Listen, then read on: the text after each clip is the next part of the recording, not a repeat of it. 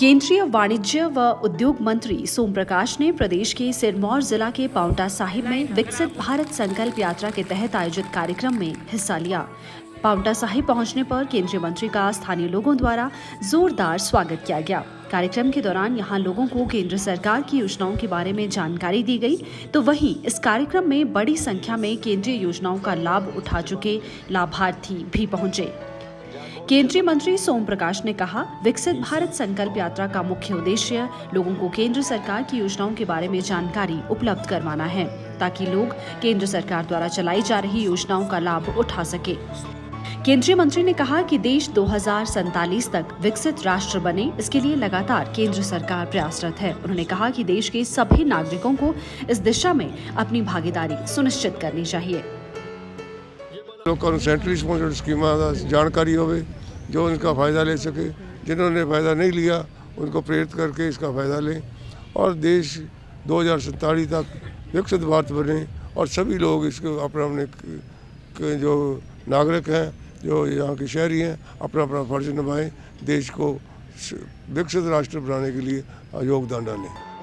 पांवटा साहिब के विधायक व पूर्व मंत्री सुखराम चौधरी ने कहा कि पूरे विश्व में प्रधानमंत्री के कुशल नेतृत्व में देश का नाम रोशन हुआ है। उन्होंने कहा कि विकसित भारत संकल्प यात्रा के जरिए केंद्र सरकार की नीतियों व योजनाओं को आम लोगों तक पहुंचाया जा रहा है। जब से केंद्र में आदरणीय नरेंद्र मोदी जी के नेतृत्व में एनडीए की सरकार बनी है, देश को विकास में एक नई दिशा मिली है।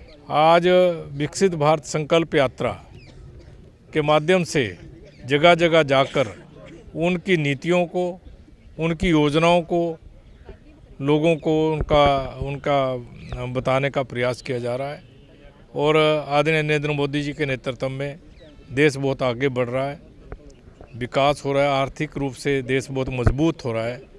जहां हम 11वें पायदान पर थे आर्थिक, उसमें आज हम 5वें स्थान पर पहुंच गए हैं। कार्यक्रम में केंद्रीय योजनाओं की लाभार्थी महिलाओं ने भी अपने विचार साझा किए और कहा कि उन्होंने केंद्र सरकार द्वारा चलाई जा रही विभिन्न योजनाओं का लाभ उठाया है। खासकर स्वयं सहायता समूह से जुड़कर केंद्रीय योजनाओं का लाभ उठाकर अपने आप को आत्मनिर्भर बनाया है। 2021 से स्वयं सहायता समूह में जुड़ी हूँ।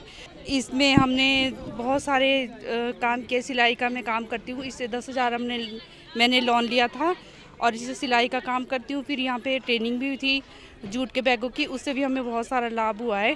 मेरे ग्रुप का नाम शुभ लाभ है। हमने 2017 में ग्रुप स्टार्ट करा था सर, और इसमें हमने बहुत सारा बेनिफिट भी उठाया है। जैसे हम मेरी जो ग्रुप की महिलाएं हैं वो टोकरी बनाती है, बान से बनती है, ऊन लेते हैं हम, और वो जो टोकरी हमारी अमेजोन पे जाती है, फ्लिपकार्ट पे नेशनल लेवल पे के हमारा प्रोडक्ट सेल हो गया सर। तो हम मतलब उसमें हम जितनी भी महिलाएं हैं अच्छा रोजगार कमा रही हैं। जो हमने सोचा भी नहीं था वो हमें स्वयं सहायता समूह से जुड़ के लाभ उठाया। जैसे फिर रेडी रूडू वालों के बहुत सी लेडीज है जो स्टिचिंग का करती है मेरे ग्रुप में, तो हमने पहले 10,000 का लोन लिया है, फिर 20 का लिया है, उसके बाद 50 का ही लिया है। उसमें सर हमें 7% सब्सिडी भी बैंक देता है।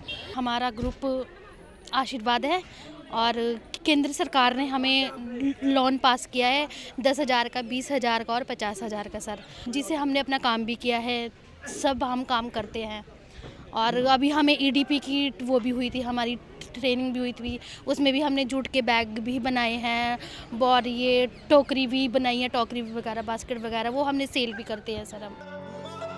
निश्चित रूप से विकसित भारत संकल्प यात्रा लोगों को केंद्र की योजनाओं से अवगत कराने के लिए एक बेहतर माध्यम बनी है।